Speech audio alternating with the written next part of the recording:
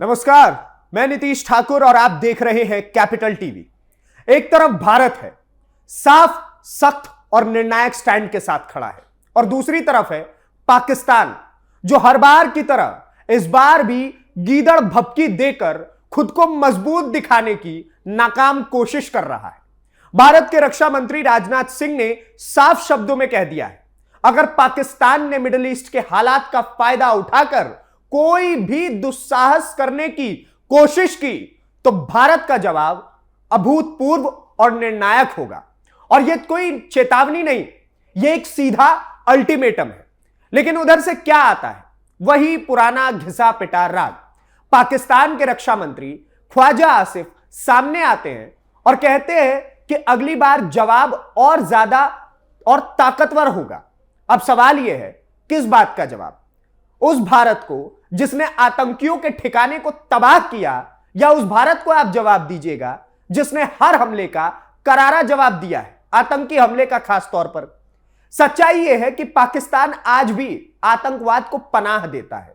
आतंकवादियों के पैर में तेल लगाने का काम पाकिस्तान के दो बागड़ बिल्ले शाहबाज और मुनीर करते हैं। लश्कर जैसे संगठन वहीं बैठकर साजिश रचते हैं, और फिर जब भारत जवाब देता है तो यह शांति की बात करने लगते हैं। तो आखिर कब तक यह दोहरा खेल चलता रहेगा पाकिस्तान का? क्यों ना भारत अब सीधा और सख्त एक्शन ले? क्यों ना उस जमीन को ही निशाना बनाया जाए जहां से आतंकवाद पैदा होता है? नया भारत अब सिर्फ सुनता नहीं, जवाब देता है। और अगर पाकिस्तान ने फिर गलती की तो इस बार जवाब नहीं, हिसाब होगा, वो भी पूरा हिसाब। पूरी खबर आपको विस्तार से बताते हैं कि आखिरकार पाकिस्तान और भारत के बीच ऐसा क्या हुआ है जिस वजह से हमें आपको ये सारी चीजें बतानी पड़ रही है। सबसे पहले आप हमारी ये स्पेशल रिपोर्ट देखिए। पाकिस्तान हर बार खुद को मजबूत दिखाने के लिए वही पुराना नाटक शुरू कर देता है। भारत की तरफ से साफ और सीधा संदेश गया। रक्षा मंत्री राजनाथ सिंह ने बिना घुमाए फिराए, लाग लपेट दिए, सीधे तरीके से यह कह दिया, अगर कोई दुस्साहस हुआ तो जवाब ऐसा होगा जो शायद याद रखा जाएगा। लेकिन पाकिस्तान ने क्या किया? फिर वही पुरानी आदत, पहले डर, फिर बयान और फिर खोखली धमकी। पाकिस्तान के रक्षा मंत्री ख्वाजा आसिफ सामने आए और बोले कि अगली बार जवाब और ताकतवर होगा। सुनने में अच्छा लगता है, लेकिन हकीकत क्या है? हकीकत यह है कि हर बार ताकतवर जवाब की बात करने वाला पाकिस्तान असली जवाब के वक्त सीज फायर की भीख मांगता नजर आता है। सवाल सीधा है, आखिर ये ताकत आती कहां से है? उन आतंकियों से जिन्हें वो अपनी जमीन पर पालता है, या फिर उन संगठनों से जो खुलेआम भारत के खिलाफ साजिश रचते हैं, या फिर उन बयानों से जो सिर्फ कैमरे के सामने दिए जाते हैं? पाकिस्तान की सबसे बड़ी समस्या यह है कि वो खुद को धोखा देने लगा है। उसे लगता है कि दुनिया आज भी उसकी बातों पर भरोसा कर लेगी, लेकिन सच्चाई यह है कि अब उसका हर झूठ एक्सपोज हो चुका है, हर चाल बेनकाब हो चुकी है। जब जब दुनिया किसी संकट में उलझती है, पाकिस्तान ने उसे मौका समझा है और हर बार भारत के खिलाफ साजिश रचने की कोशिश की, लेकिन हर बार उसे उसी भाषा में जवाब मिला जो वो समझता है। अब हालत यह है कि एक तरफ भारत है जो साफ कहता है आतंकवाद बर्दाश्त नहीं होगा, और दूसरी तरफ पाकिस्तान है जो आतंकवाद को ही अपनी नीति बना चुका है और फिर दुनिया के सामने शांति का ढोंग करता है। मजे की बात तो यह है कि जो देश खुद आतंकियों की पनाहगाह बना हुआ है, वो रणनीतिक संतुलन की बात करता है, और जो देश अपने नागरिकों की सुरक्षा करता है उसे चिंतित बताता है। अब यह खेल ज्यादा दिन नहीं चलने वाला, क्योंकि भारत अब सिर्फ प्रतिक्रिया नहीं देता, वो परिणाम तय करता है। और अगर पाकिस्तान ने फिर वही गलती दोहराई तो इस बार जवाब नहीं, सीधा हिसाब होगा। ऐसा हिसाब जिसमें सिर्फ जवाब नहीं बल्कि पाकिस्तान का पूरा नक्शा बदल जाएगा। आज जो तस्वीर सामने है वो सिर्फ भारत और पाकिस्तान के बीच बयानबाजी की नहीं है, यह उस मानसिकता की तस्वीर है जहां एक तरफ भारत साफ, मजबूत और निर्णायक स्टैंड के साथ खड़ा है, और दूसरी तरफ पाकिस्तान है जो हर बार की तरह इस बार भी सच से भाग रहा है। और गीदड़ भपकिया देकर खुद को मजबूत दिखाने की कोशिश कर रहा है। दरअसल पूरा मामला शुरू होता है भारत के रक्षा मंत्री राजनाथ सिंह के उस बयान से जो उन्होंने बेहद साफ शब्दों में दिया था। बिना किसी घुमाव के, बिना किसी डर के उन्होंने एक बात कही कि अगर पाकिस्तान ने मिडिल ईस्ट में चल रहे हालात, खासकर ईरान से जुड़े तनाव का फायदा उठाकर कोई भी दुस्साहस करने की कोशिश की तो भारत का जवाब अभूतपूर्व और निर्णायक होगा।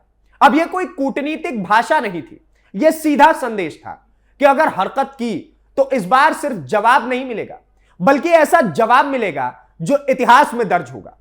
और यह चेतावनी यूं ही नहीं दी गई थी, इसके पीछे वजह भी है, और वजह है पाकिस्तान का पुराना रिकॉर्ड, उसका इतिहास, उसकी आदत जो बार बार सामने आती है।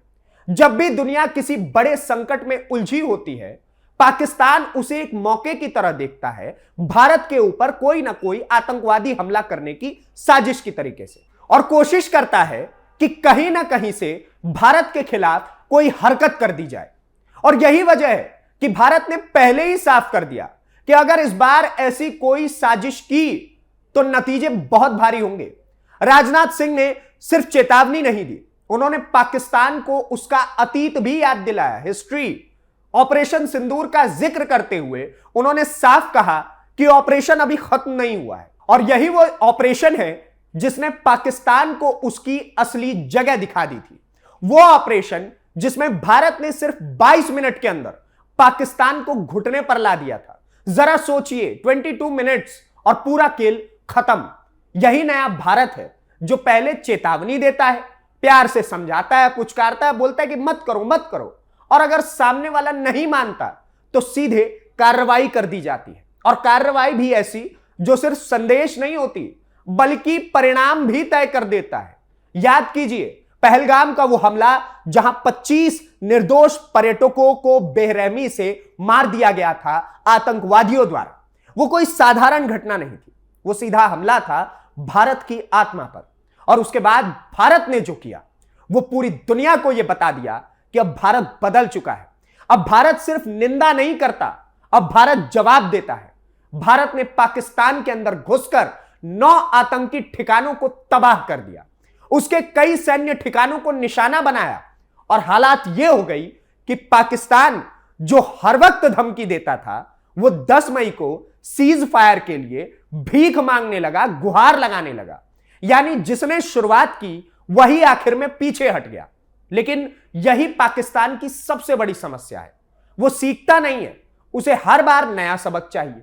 और इसलिए जैसे ही भारत की तरफ से एक और सख्त चेतावनी आई, उधर से फिर वही पुराना ड्रामा शुरू हो गया। पाकिस्तान का रक्षा मंत्री ख्वाजा आसिफ सामने आया और उसने कहा कि अगर कोई टकराव हुआ तो पाकिस्तान तेज, संतुलित और निर्णायक जवाब देगा। वही घिसे पिटे जो आंसर्स इनकी तरफ से आते हैं।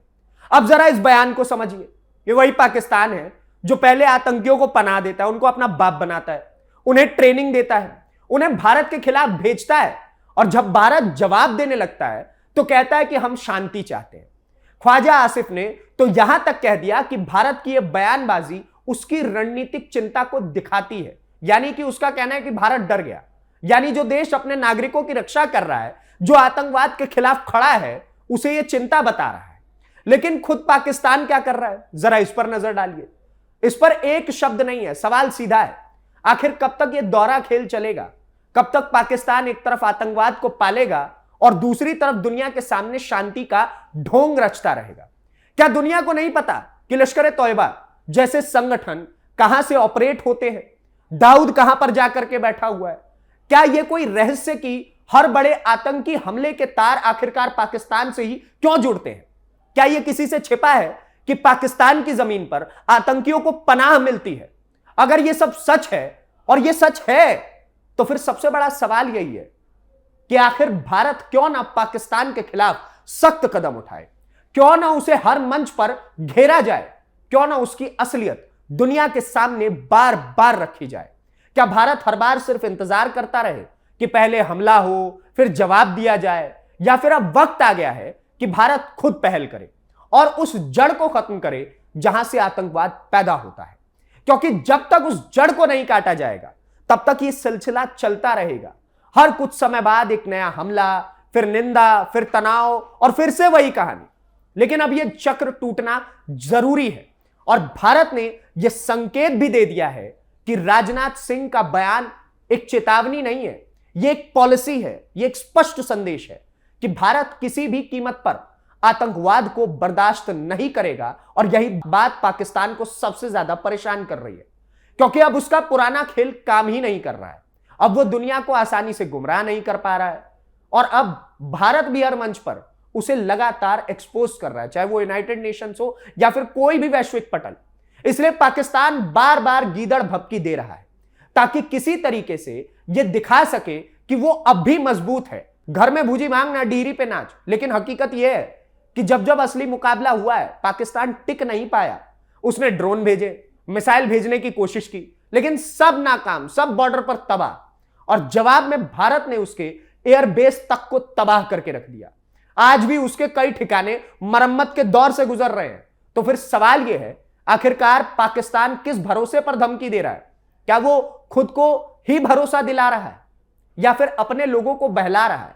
और सबसे बड़ा सवाल, क्या दुनिया को अब भी यह समझने में वक्त लगेगा कि असली समस्या, आतंकवाद की असली जड़ कहां पर है? जब एक देश खुलेआम आतंकवाद को पनाह देता है, जब उसके यहां आतंकी संगठन फल फूल रहे हैं, तो क्या उसे सिर्फ चेतावनी देकर के छोड़ देना चाहिए या फिर उसके खिलाफ सख्त कार्रवाई जरूरी है?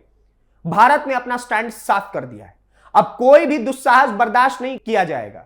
ये जो पीछे से आकर के चूटी काटने का काम करते, ये सब नहीं होगा। अब कोई भी हमला बिना जवाब के नहीं रहेगा। और अगर पाकिस्तान ने एक बार फिर गलती की तो इस बार जवाब सिर्फ जवाब नहीं होगा, बल्कि एक ऐसा सबक होगा जो आने वाले समय में उसकी पूरी सोच बदल देगा। यह नया भारत है जो पहले चेतावनी देता है, फिर थोड़ा सा धैर्य रखकर इंतजार करता है, और अगर सामने वाला नहीं मानता तो सीधे कार्रवाई करता है। और अब गेंद पाकिस्तान के पाले में है। उसे तय करना है कि वो अपनी पुरानी आदतों पर चलता रहेगा या फिर सच का सामना करेगा।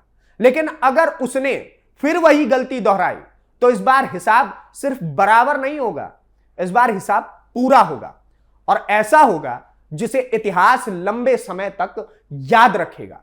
क्योंकि अब भारत सिर्फ प्रतिक्रिया नहीं देता, अब भारत परिणाम तय करता है। और यह बात पाकिस्तान जितनी जल्दी समझ ले उतना ही उसके लिए बेहतर है। वरना अगली बार जवाब आएगा तो वो सिर्फ खबर नहीं बनेगा, वो ऐसा मिसाल बनेगा कि मुनीर से लेकर के शहबाज तक और ख्वाजा आसिफ तक सबके सब कांप रहे होंगे पाकिस्तान के अंदर। बाकी आप क्या सोचते हैं राजनाथ सिंह की इस तीखी प्रतिक्रिया को लेकर के, जो उन्होंने ऑपरेशन सिंदूर के लगभग 1 साल पूरे होने पर दी? साथ के साथ उन्होंने जब केरल के चुनाव के समय में यह प्रतिक्रिया दी है, तो आप क्या सोचते हैं इस सारी चीजों को लेकर के? और ख्वाजा आसिफ की इस गीदड़ भभकी को लेकर के हमें कमेंट बॉक्स में जरूर बताइएगा। और इस प्रकार की वीडियोस को देखने के लिए कैपिटल टीवी को सब्सक्राइब करिए। धन्यवाद, नमस्कार, जय हिंद, जय भारत।